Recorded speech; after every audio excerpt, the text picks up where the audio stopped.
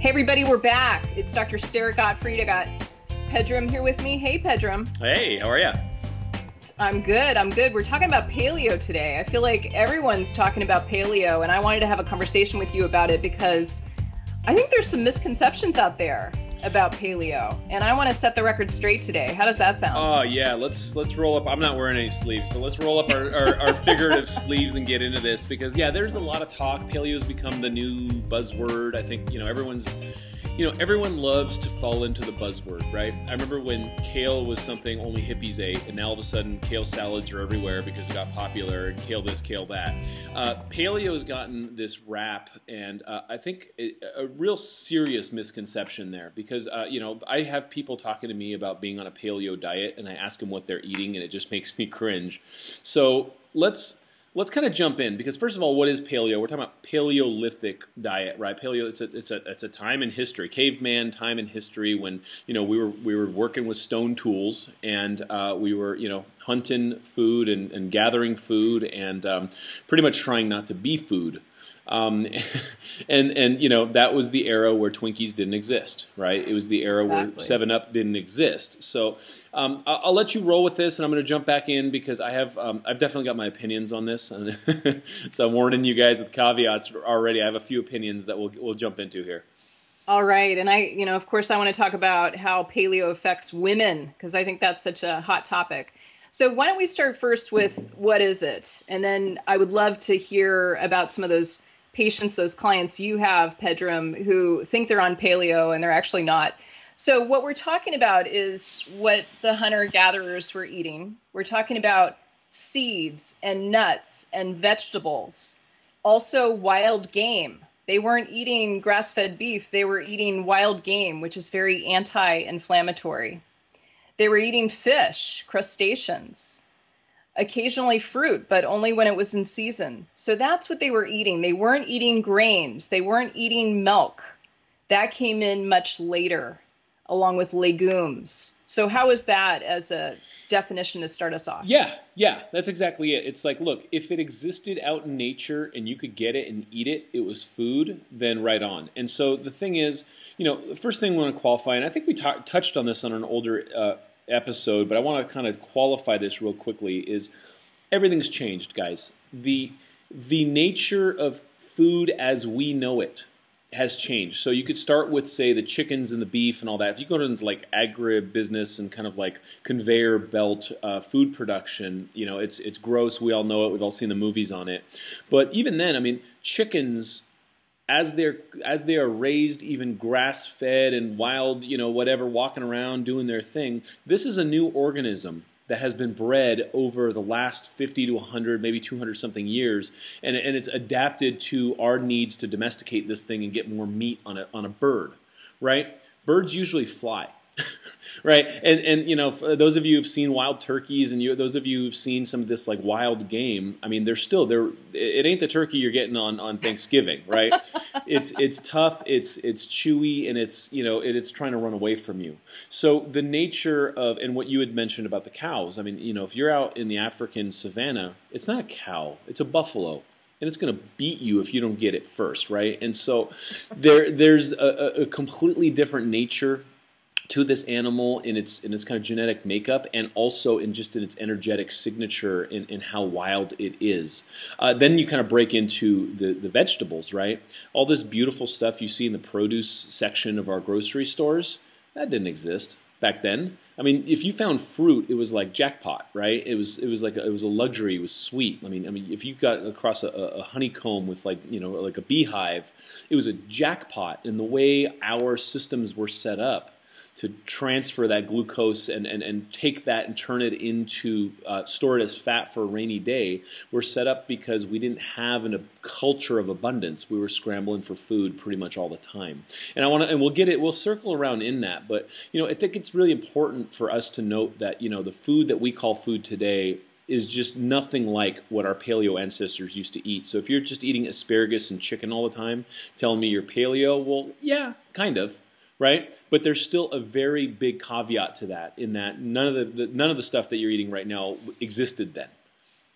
Well, as usual, Pedram, you just dropped a few truth bombs that I want to shout out, because when you talk about energetic signature, that's one of those terms that I think really is on the health bridge, because you're talking about, and correct me if I'm wrong, I think you're talking about the chi, the life force of a food, and what you're assimilating, what you're bringing into your body, and how so much of the food that we eat nowadays is dead. Like, there is no energetic signature. There's no chi. What we want to do is we want to be eating foods that really have the kind of energetic signature that we need in our bodies. So I wanted to highlight that particular piece. And I love the way you described that. 10,000 years ago is when the era of agriculture started. And that's when we started to have the grains and the wheat.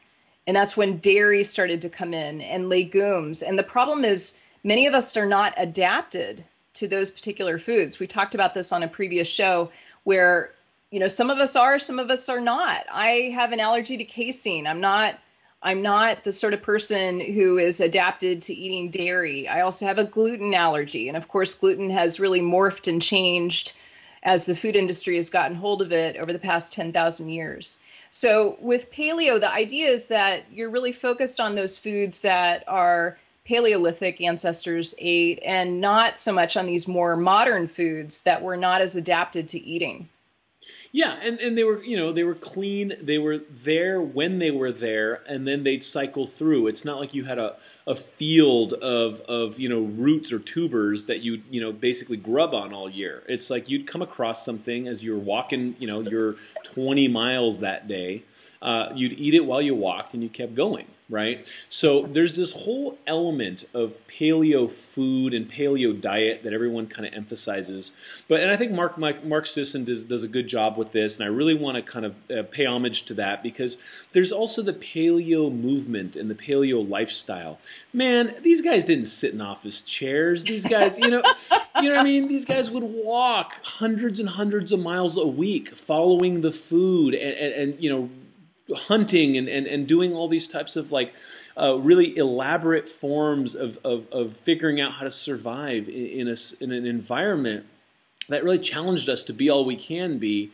Oh God, that sounds like an army commercial. The original be all you can be, right? Live, right? And that's it. You got to get out there and survive. And that right there is a huge energetic thing, right? Because when you're in that mode of survival, your perception is heightened. You're always aware. You're sleeping really deeply because you're exhausted, because you've been going all day, and when you wake up, you got to go get some food, and it's already cold. You know what I mean? Like, I want to kind of jump in and talk about some of the experience, because you're one of our prominent voices in our upcoming movie Origins. And as you know, we went to Africa and filmed this thing talking about what the origins of stress, origins of food, and origins of our society were like.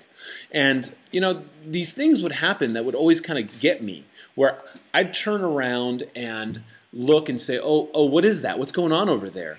And there would be a whale that had died at sea and kind of like beached up on a beach. And then the local tribes that were there, they would go rock up and camp at the beach for like a month, right? And they'd call other tribes up and be like, hey, guess what?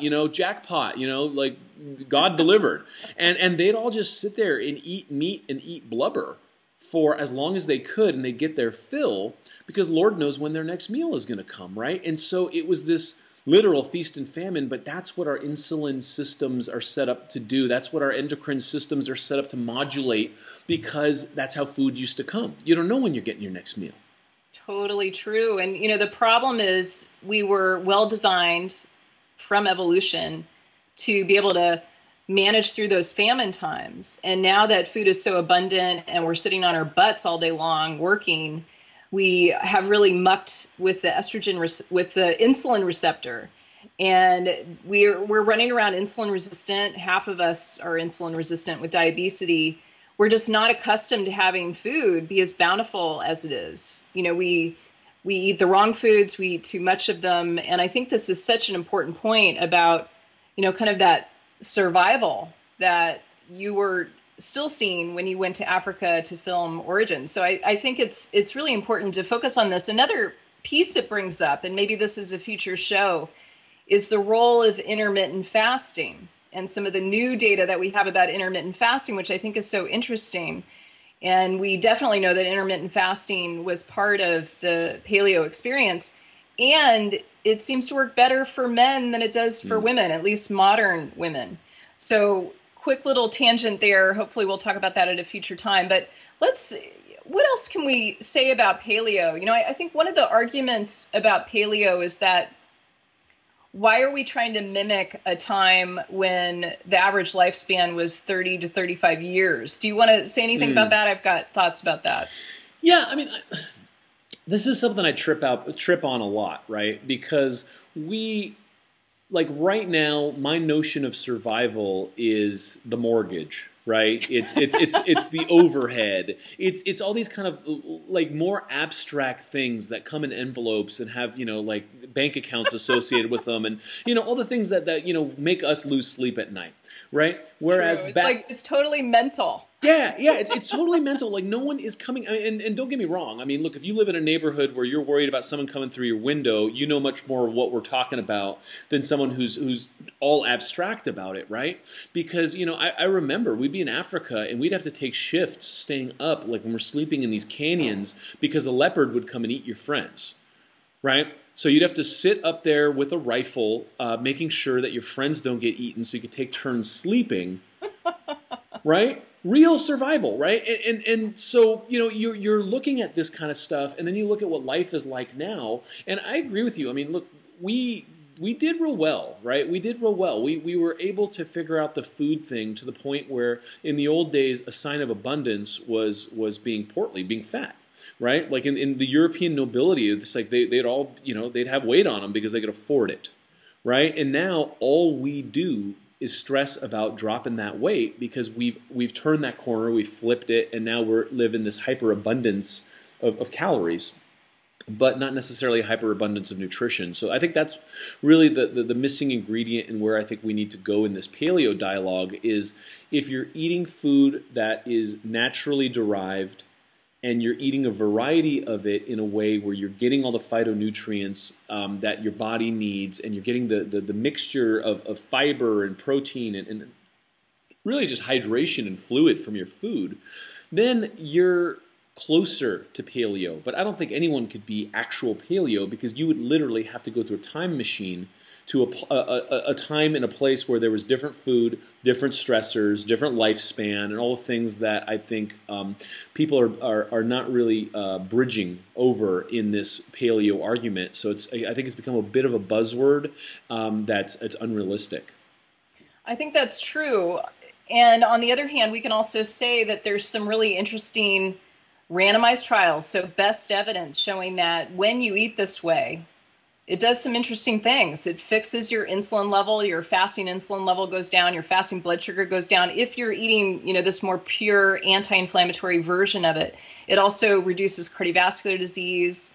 We've got lots of data showing that there are benefits to eating in this way. Sure. And I wanted to make a quick point about how we do want to mimic this particular time in history. Even though the average lifespan was 30, 35, 40 years, what happened was many women died in childbirth back then. Many of the babies died because they would have an infection and we didn't have antibiotics, or you died in childhood because you couldn't fight off an infection. So the folks who actually made it through those hurdles lived quite a long time. So there's lots of our paleo ancestors who lived, really long lives, had longevity. But when you average it out, from birth to that age where they died, it ends up being this shorter time span. So I wanted to kind of bust that myth because I think it's important. I also wanted to say that one of the best descriptions I've seen of what paleo truly is from Chris Kresser. Can we give a quick shout out to Chris Kresser? Absolutely. So I love him. He just hit the New York Times bestseller list with his book, The Paleo Code, Your Personal Paleo Code. And he's actually a neighbor. He lives here in Berkeley. He's an acupuncturist and just has a really interesting story. He's also a surfer. He's kind of fun. He's got that surfer dude attitude, kind of like you have, Pedram. Except I don't surf. And he's an amazing guy. You can go to chriskresser.com and check him out because he's got this cool thing that I find totally sexy. Don't know about you, but he is prolific when it comes to looking at evidence and looking at the science and really churning out kind of his own opinion about it. So I really look to him as one of my go-to guys when it comes to paleo. And I think the way he lays out the combination of eating paleo combined with cultivating body awareness, thumbs up, man. Yep. I feel like Roger Ebert over here, right? Yeah, and that's really it, because the mindfulness piece is oftentimes missing, and it's the missing ingredient in life, as far as I'm concerned, but in dieting for sure, because it's not this like, okay, tell me what to eat, what's the answer? It's tell me what to eat for me and why, and let me understand how my body works, right? And that's intermittent fasting and all these types of things. I mean, intermittent fasting for our paleo ancestors wasn't a diet. It was because they couldn't find the food, right? They were hungry. And it was hard to get, because when you find food back then, you eat it, because you don't know when you're going to find it again. But yeah, I mean, look, there's some conflicting stuff, right? I was just looking at a study that showed, if a certain amount of wheat can help offset colon cancer in the gut. That's not, obviously, if you're not, gluten, gliadin sensitive and all this kind of stuff. So my sense of this is that the human organism has also evolved, and our microbiome and our gut bacteria and all these things that are symbiotically living with us and have coexisted with us throughout the centuries have also evolved to different kind of characteristics. So the types of food that we eat and have adapted to have created a new environment in the microbiome. So now we can digest things that our paleo ancestors probably couldn't ever digest. And so the whole thing has moved. And so we're in a new territory, right? It's like there's no need to be a Luddite and go to throwbacks. It's go back, learn what worked in the past. I think we could all agree that eating processed garbage food is out. I mean, I don't think anyone in their right mind is making that argument, right? To go eat something that is packaged in some plastic and doesn't know you don't even know what the ingredients are. That's dumb. So natural ingredients. Then the question is really just kind of what's the carbohydrate to protein and fat ratios, and how do you food combine in a way that's best for your body. Right on, sir. I love how you just went through that list, and I think I'm gonna sing to Chris Kresser again here. I love how he kind of lays out this food plan. These are the foods that you can eat as much as you want. These are the foods that you want to limit. These are the foods you're not going to eat. And then he goes through how you should dial in your carbs first, then dial in your protein, then dial in your fat.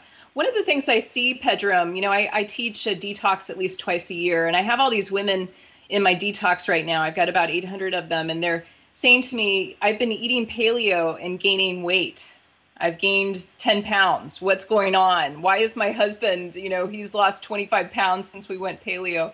And so that point you just made about biological individuality is such an important one.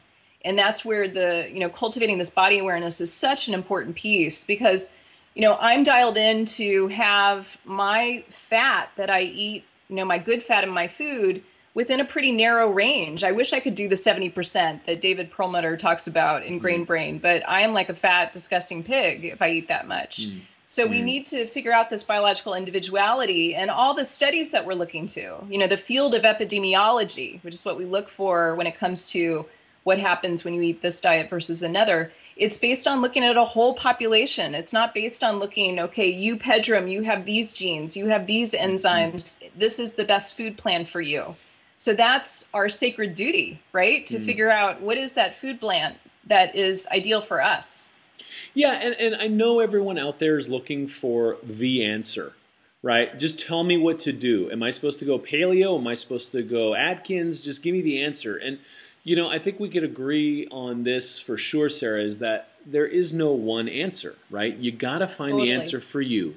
And it's individual, and it's I'm sorry if that's not what you want to hear, but we don't make the rules, right? We're just here trying to help people. We've both been in clinical practice for a very long time, and we've seen the good, the bad, the ugly, and we've seen people come in failing a lot of these diets, right? So I know there's a lot of hype on the front end of this stuff, but then, where the rubber hits the road is the people whose results are not talking, and then you got to look at what it is, and you know better than anyone. You start looking at people's adrenals, and you start looking at all this other kind of stuff. It's like you could have the most pristine paleo diet out there, but if you're burning your adrenals and you're screwing up your testosterone levels and all this kind of stuff, and you're just aromatizing, and you're just not being able to put on lean body mass and muscle mass and hold it, then that equation starts to fall apart, because the powerhouses of the cells, the mitochondria, all these things that make energy, that make us go and be the caveman. What do you think of caveman? It's this thing, right? It's like,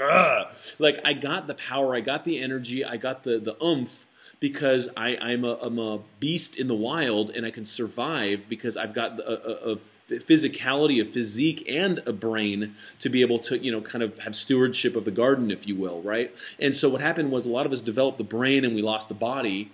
So now it's just we're all egghead cerebral, and our bodies are starting to fall apart. And the ones that have the body sometimes don't cultivate the brain. So the real kind of, I think the Renaissance man or woman is going to have a balance between just proper cognition and really good physique and understanding of movement dynamics, and changing their office around so they're not sitting on their ass all day, and all these kinds of things that we know are horrible for you now. The medical industry won't catch up on for another 15 years, maybe longer.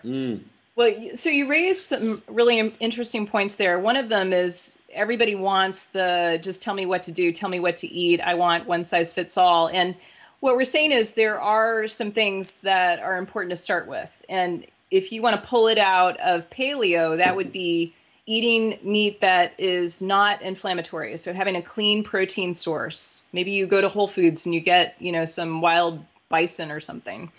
And then you're eating vegetables, vegetables, vegetables. So that combination we know is really anti-inflammatory. You also brought up Atkins. And I want to just say, how is paleo different from Atkins? I mean, it seems like the bacon count is a little bit lower with paleo, but what's your opinion on that? Like, how is it different? I think it's really the source of the food. I mean, Atkins at the time wasn't really looking at that. He was looking at kind of like macronutrient ratios and all that. And paleo is really not that different in my opinion. I mean, there's all sorts of variants in terms of what people are saying out there in paleo, and I don't think there's a paleo Bible at this point, right? But there's Chris Kresser. There's Chris Kresser, who's your you hold his book, right? Yeah, if you come knocking on my front door with Chris's book, I know you drank the Kool-Aid. We'll visit him. Next time I'm up in Berkeley, I want to talk to this guy, because I like the ones that are doing the research, right? You got to do the research. And at the end of the day, guys, just because someone did the research yesterday doesn't mean that the whole universe hasn't moved to a new point today. We are, how do I say this? We're an evolving species that's evolving and moving in every single day. I mean, you look at these kids and the way their nervous system is wrapped around an iPhone and what they can do with a computer that, like, our ancestors, like me even, it's like I grew up with the Apple IIc. I mean, computers existed in my adolescence, and I still suck compared to where these kids' nervous systems have already adapted. And so their gut biome, just everything is geared towards a different type of input, right? And so then the argument becomes, is that to our detriment? Do we need to return to nature in some way, because we're starting to see all these rises and kind of epidemics and all this? And I think that's a pretty valid argument. And me being you're up in Berkeley. I mean, I'm a nature guy. I like to spend a lot of time just sleeping by a stream out in the woods until the crazy thoughts start to wash away and I feel kind of back to normal. And so there's something very powerful and profound about connecting back with nature, and we're within a generation of really blowing that and choking out the biosphere. So to me, that's the most important piece of paleo, is really how we relate to Mother Nature, inside and out, starting with your gut biome, starting with you are what you eat, the food that you take. If you're taking some, cow meat that's been slaughtered because it just lined up and waited to die, for the last 5 years of its life. I mean, that energetically is horrible and it's toxic. But also physiologically, right? It starts pushing omega-6s and kind of leading to inflammation and all sorts of things that are obviously bad for us. Absolutely. It's pro-inflammatory, and inflammation is the enemy here. The other thing that Chris talks about that he does a superb job with is the fact that many of us are eating at restaurants a fair amount where they use these seed oils that are also pro-inflammatory. So that's another piece to keep in mind here. I can't shut up about Chris Kresser. Another thing he does that I really love is that unlike many of the other paleo folks, or really anyone who's got a best-selling diet book, he integrates some of the data that goes against paleo. Like, he makes this point about how when you restrict your carbs and you are on a very low-carb ketogenic diet, that's been shown mostly from the Atkins literature to raise your reverse T3, so it can slow down your thyroid function. He makes this point that, you may have a particular range that you need in terms of the carbohydrates so that your thyroid's functioning well. And so I love that, he's not just disregarding the literature that doesn't support his particular hypothesis. He's really got kind of this living, breathing way of looking at how to eat. So I really appreciate that. And now I'll shut up about Chris Kresser. I was going to say, next time you mention his name, I'm calling your husband. Yeah, well, and I think that's where your intermittent fasting argument comes in too, right? Is because you develop sensitivity, you get the insulin prime, so that when you do have, some carbohydrate, you can absorb it much more readily and all that. And there's something to be said for carbs, especially if you're training, if you're working out. I personally, you're stressed. Big time. Eat your sweet potatoes, baby. That's it. And it's different, across gender lines. I think it's different a little bit, but I mean, your serotonin production and just your happy sauce. And there's a lot of stuff that comes from whether or not you're eating carbs in a correct ratio and all that. And I think a lot of it is stagnation, but I think a lot of it also has to do with modern lifestyle stress and adrenal burnout and not having the capacity to really have the line of credit, if you will, right? Your adrenals are the line of credit, and if you start running your business incorrectly, all of a sudden you're kind of, the banker starts calling the note. So one of the things that I'd like to do in a future show is bring on a couple of our paleo friends and kind of the contrarians and just start duking it out on a Google Hangout here so that we can kind of just play with the medicine and play with the science of it all, because, like I said, you and I see a lot of this stuff in the clinic. I mean, back in the day when we were really, kind of busier as clinicians, it was kind of a tragedy in some ways, because people read a book and then they change their whole life, and all of a sudden, cholesterol's gone up significantly because, they thought that it was okay to now just eat eggs all the time, but they didn't combine it right, or whatever. And I'm not a hater of eggs. I eat eggs all the time, but I think that we are in an era where we have an overabundance of information, right? And not enough analysis and synthesis in a way where people can go, okay, well, how does that apply to me?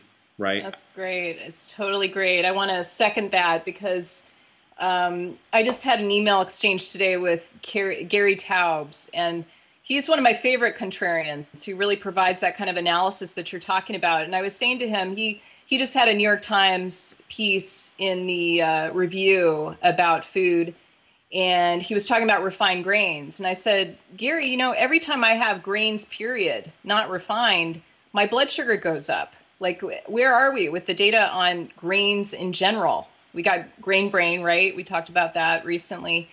And he said the data's just not there. He doesn't feel like there is a consistent, clear, scientific message coming out about grains at this point in history. So I think it's great. I totally agree that we want to bring on these folks who are able to give us some of the analysis and help us, just really understand how to separate the noise from the signal. Yeah. Because there's a lot of information out there on Dr. Google, and most of it is wrong. Yeah, and most of it, yeah, either it's wrong and it's just coming from a crazy source, or someone's trying to sell you something and you're not necessarily, getting what you think you're getting, because there's a lot of that out there, and just commercialization of stuff. So, how about this? Why don't we give our people right now just some basics, take-home stuff from paleo that we could both agree on? Okay. Okay. Good. I like it. Yeah. So let's start with cooking oils, because you went there and I think it's good. And yeah, bring it on. I'm a big fan of ghee. I'm a big fan of grass-fed butter for cooking. Right. I'm also a big fan of coconut oil. Those are pretty much the only three things that we cook with in the house. Do you have anything else that you cook with?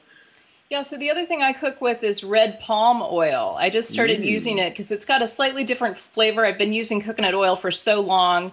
Love the ghee. The cool thing about ghee is most of the ghee that you get has no casein, and that is the most allergenic protein that is in butter. So I use ghee. I've got this casein allergy, so I use my grass-fed ghee, and I use coconut oil, and I use red palm oil. I got to try that because my wife's about to throw me out of the house with this coconut stuff. Exactly. Oh my God, everything tastes like coconut. Yeah, and I'm a coconut guy. It makes me feel like I'm on vacation, but it gets a bit much. But just in terms of not damaging the oils and cooking them past flash points and stuff like that, it's the safest stuff out there. It's really great, and it's easy. We'll do a whole show on good fats versus bad fats, but I think that's a big one. So then next bit is what to eat. If it grows out of the ground, if it runs, or if it flies, or if it swims, it's safe. But it doesn't necessarily mean that there aren't tears there as well, right? Because we got all kinds of things growing out of the ground right now that are sugar bombs. So I'll pass it back over to you. Yeah, well, I totally agree. In fact, I've been really immersed in the paleo literature right now because I'm working on my next book, which is about, how do we do this cultivating of body awareness and reset the hormones and metabolism. So I was reading Jack Kruse, who's just like, when it comes to clean protein, he talks about crustaceans, crustaceans, crustaceans.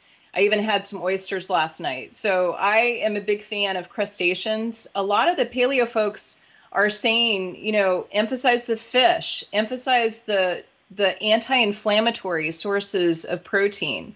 A lot of people take away that message that they should eat grass-fed beef every day, and I think there is some benefit to it, but you don't want to eat the same damn thing every day, all day long. Like, you got to mix it up. Yeah.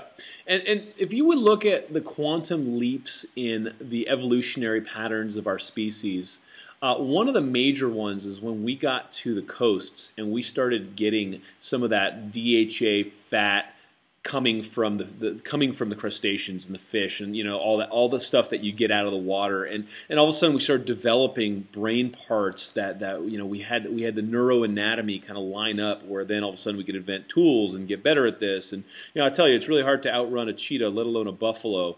And so we had to become smarter and innovate. So there's a lot to be said for eating the low inflammation, high quality fats coming from some of these fish. But even the best of the paleo guys, I mean, look, you guys, it doesn't mean have grass-fed steak every night. It doesn't mean have turkey burgers, on some sort of it's moderation. At the end of the day, mostly vegetables can get you a lot farther. And that's a part that I think people miss because they like hearing that they could eat steak.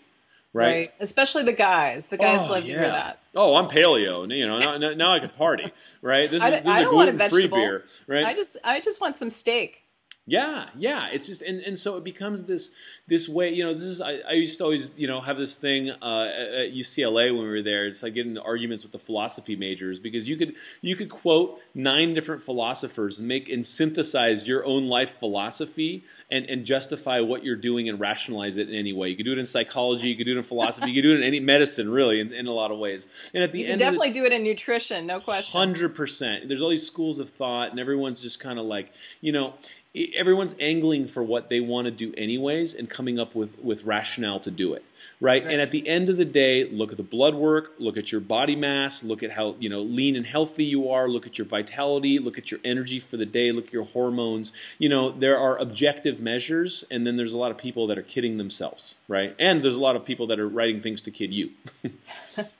Well, I totally agree. And so many folks are focused on weighing themselves. And if you're eating a paleo food plan and you're pretty strict about it, one thing that I want to encourage you to do is to measure your waist, measure your hips, because I just was looking at some data showing that your hip measurement is a more accurate reflection of your fat mass.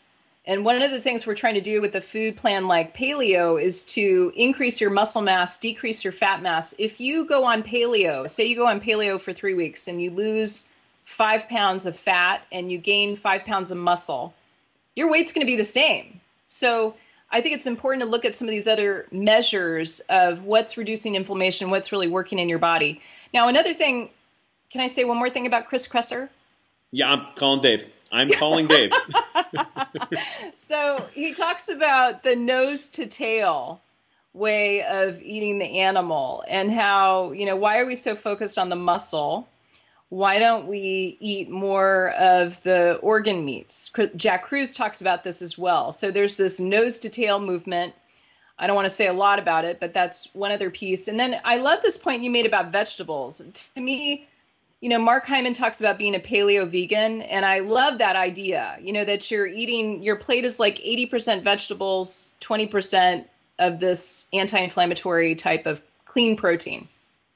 Yeah, and that's, as far as I've seen in terms of like sane literature and just people going through, that has kind of netted out the most positive results and gotten people to where they need to be. And so, again, you could talk about theory all you want. When you're talking to clinicians who see it, it's a lot harder to argue it because we see hundreds of lives walking through in a clinical setting, and so that becomes a much more powerful argument because then we can look at their blood work, we can look at all this stuff and be like, well, what are you doing, and let me look at it, right? And so there's tons of room for improvement in how we understand this stuff, but I think you guys.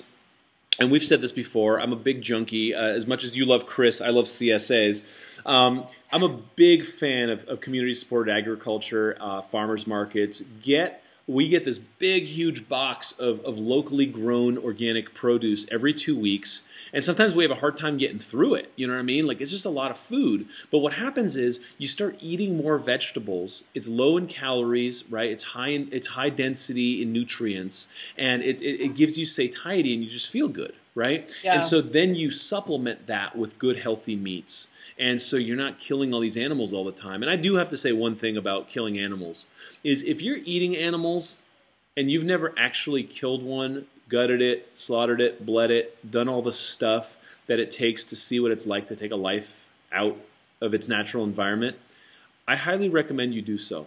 Because it's a very powerful thing, and you understand the cycle of life, and you understand the responsibility that you're taking on by taking on some other life form's energy to help propel your own, right? It's a tremendous amount of reverence and responsibility that comes with taking a life. And I eat meat, but I don't do so blindly, right? It's like, what is that, chicken or fish or hot dog? I can't tell. It's good. You know what I mean? Like, we've become so oblivious to that. And I think that that's part of a spiritual malady that's also causing issues that are rippling through not just our society, but through our bodies and maybe leading to cancers and things that are obviously unwelcome, right? So that's just me on my soapbox there.